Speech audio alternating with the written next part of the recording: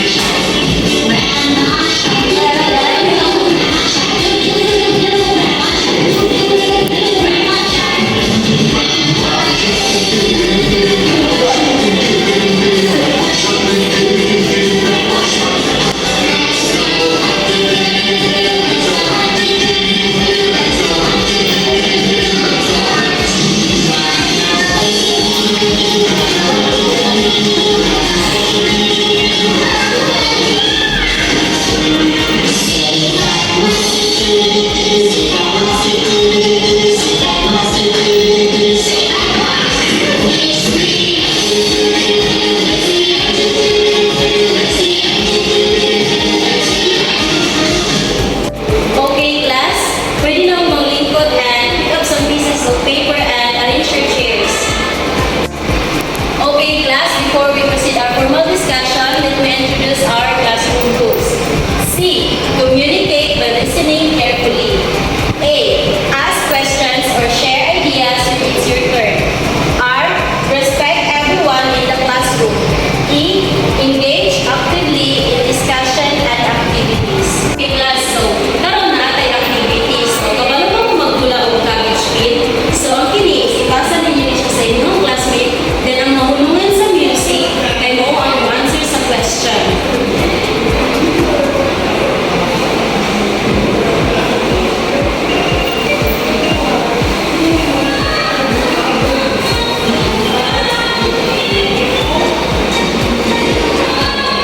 Okay, so karon mo ni ang imong question.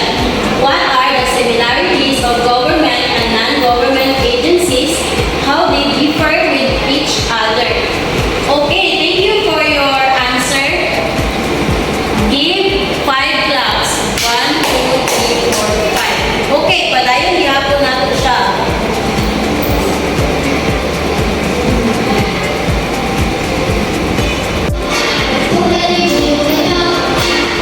Okay, so please stand up and this is your question. What is the primary purpose of the Organic Agriculture Act of 2010 Republic Act 168? Okay, thank you for your answer. Give 5 claps. 1, 2, 3, 4, 5. So, ipadayon nato siya.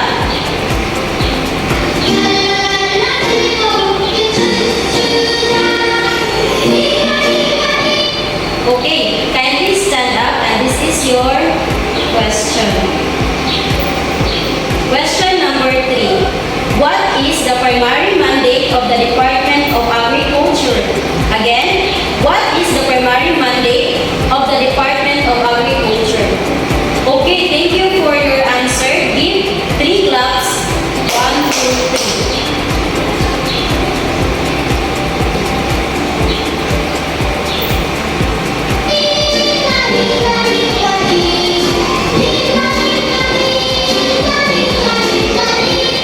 Okay, kindly stand up and this is your question.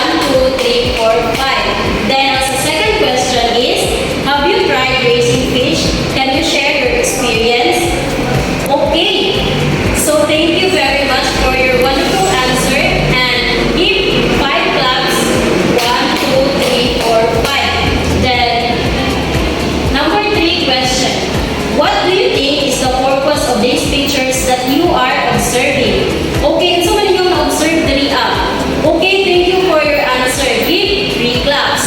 1, 2, 3. Okay, the last question is, in your own opinion, what do you think is the topic of our discussion today? Okay, very good. So give 3 claps. 1, 2, 3. Okay, so our topic is all about requirements for natural fish raising. And our objectives: identify the requirements for natural fish raising, discuss the appropriate requirements for natural fish raising, and appreciate the importance of each requirements for natural fish raising. So now let's proceed our formal discussion. First is water supply. Provides clean water for fish to live, grow, and stay healthy. Okay, so ang water supply is kailangan hindi mo siya kuhaan. So ang sa tanks is change 20 to 30% of the water weekly in tanks. Second, ang sa ponds is 2 to 4 weeks hindi mo siya abuan o mag-change o tubig. Ang sa cage is dili na hindi mo siya kinahanglan magpadayon na magyapon ang iyang flow sa tubig. So there are 3 methods of fish raising. So the first is pan culture, growing fish in the man-made pans. Okay, kinsa naman diri ang nakakita na ani? Kinsa naman diri ang nagbuhi na sila ani sa pan culture. The second is cage culture, keeping fish in the cage placed in the natural water lakes. Kinsa naman nakakita ani cage culture? Kadalasan na siya sa lake. Kanang mga mga box na sila mga sulod nga isda. Ang the third is tank culture, raising fish in artificial tanks made for farming. Like kagaya ang aquarium, isa na may nakakitaan na una siya ang tank culture. Okay, so now fish culture management is the taking care of fish and their environment to help them grow and stay healthy. So muna ang sa fish culture management. Ang oxygen management is making sure that there is enough oxygen in the water for fish to breathe. So, ang oxygen management is like sa aquarium, so kinahanglan din siya o oxygen para makaginhawa ang isda. Ang stocking density is the number of fish in a pan or tank, ensuring they have a space to thrive. So, kung ikaw mag-buhit ka o isda, so dapat, what if sa tangki ka sa aquarium ka, sa aquarium ka mag-buhit isda, so dapat kabalo ka kung pila ra ang kasunod sa isa ka aquarium kay what if magbuot na ang mga isda dira, so dili sila makaginhawa. Ang last is salinity and temperature management, means controlling salt levels and water temperature to keep fish healthy and growing well. So ang sa salinity and temperature management is mo na siya ang mag-control nimo ang kaparat sa tubig, o ang water temperature niya kung bugnaw ba o init ba, mo na siya ang nasa salinity and temperature management. So the next one is we have the kinds of fish to raise. So first is tilapia. Tilapia is easy to raise and grow quickly. So are you familiar of tilapia? Okay, so kisa may naay ka na nakita na tilapia diri or nagbuhi og tilapia. Okay, so tilapia, it grows fast and it's easy to take care of, and also it can live in a different kind of water. So next we have a milkfish, or what we call abangus. So it is a popular fish for farming in the Philippines. So we are all familiar with this fish, no? And it is good for fish farming since it can live both fresh and salty water. And kita tanan na labi niya kay bangus. Kasi may favorite ang bangus deribe, sudan. Okay. So next we have catfish. So catfish can survive in different water conditions. So kaila ka mo ani sa ni? Sa Bisaya is hito. So nakakaon na ba mo ani tanan? Okay, very good. So catfish or hito is good for fish farming also because it grows quickly and can live in different kinds of water. So makita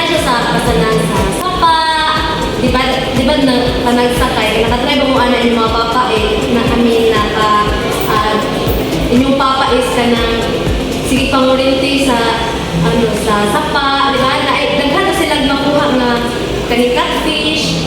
Then, lamig sa siya in Sudanon. So, now we have the knowledge and skills of a fish raiser. So, first, we have choose the right fish for farming. So, if mag-raise na og a fish, we have to choose the right fish para kung ipakita ganina, catfish, katong milkfish, o tilapia. So, kaya mo sila is dali na sila madagko, tas managhan, and pwede mo siya ibaligya. And then, next is feed them properly. So, as a fish raiser, no, need yun kanang mapakarot sila properly para dili na to siya kanang daghan na jud tuwait para dili sila madaot. Oh. And then third is keep the water clean and suitable for fish. So we use yun fresh water para sa tuang fish para always sila healthy, sila magkasakit-sakit. And the fourth one is prevent and treat fish disease effectively. So para makaprevent sila sa mga disease, no, dapat ako silang ampunan, ako silang tinuluan ilang mga ilang cage, baro, ilang tanks para healthy at ilang next is topography. So topography, it refers to the land's physical features like evaluation, slope, and drainage which affect ponds, construction, and water flow management for effective fish farming. So when you say topography is about the shape and features of the land like hills, valleys, and flat areas. So in fish farming, no, it is important because it helps farmers decide where to build or kanang magwan sila o silang ponds. And ang good jud nga kanang kuan is kanang flat lands para makalim sila ng mga ponds. And next is we have a drainage. Drainage is removing extra waters to keep ponds or tanks suitable for fish. So when we say drainage, it is important in fish farming since because it helps control water levels and remove dirty water sa buyanan sa tuang fish. And also, if kanang kumubo kayo ang ano is sakit ang ating fish. Next is the source of feeds or feeding requirements. So first is natural feeds. So when we say natural feeds, this includes naturally occurring food sources in environments such as algae, plankton, small insects, and microorganisms. So familiar ba mo ano nasa picture? So kaning na-green is ano na lumot. Muna siya ginatawag na pag magpaon mo na siya sa mga isda, then kaning mga microorganism, kaning sila, muna siya ang natural feeds sa fish. Next, we have artificial feeds. So, artificial feeds, these are man-made feeds such as fish, pellets, flakes, or specially formulated commercial feeds. So, nakita mo ay sa mga shops sa isda, di ba? Nasa rin mga baligyan na mga feeds for fish. So, muna siya ang ginagawa ng artificial feeds. Then, muna siya, dahil siya mga nutrients, no? Protein, yung mga vitamins and minerals na makuha sa mga fish. Then, muna ito ang ikuan sa ilahan. Okay, so now we'll have an activity and I will divide the class into 4 groups. And each group will plan how to raise fish by selecting pictures of the necessary requirements and paste them on the Manila paper, which you will present to the class. Okay, so now we will, this is the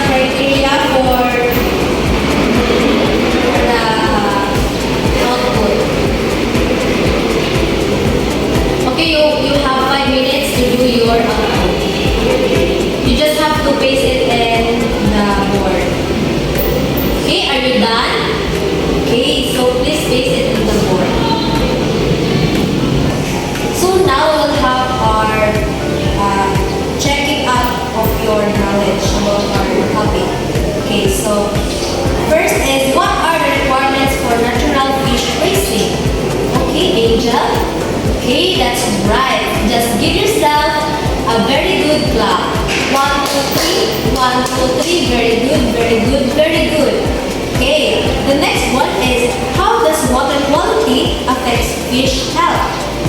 Okay, Nico. Okay, that's right. Just give yourself 3 claps. 1, 2, 3. And now, the third one is why drainage is essential in pond and tank fish raising system. Okay, Hannah. Okay, very good. Just give yourself a coca clap. 1, 2, 3. 1, 2, 3. Coca, coca, coca. And the last one is why it is important for us to know about the requirements for natural fish raising. Okay, Abby. Okay, very good. Just give yourself 5 claps. 1, 2, 3, 4, 5. Okay, so now you have to read each item and choose the correct letter of the correct answer. And write it on your 1/2 sheet of paper.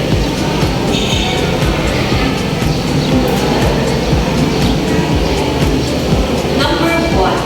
Which fish farming method involves raising fish in a man-made ponds? A. Cage culture. B. Pond culture. C. Tank culture. Or D. Integrated farming. Number 2. What supports oxygen management in fish raising?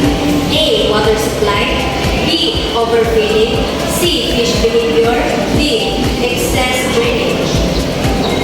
Next, number 3. Which fish farming method uses tanks to raise fish?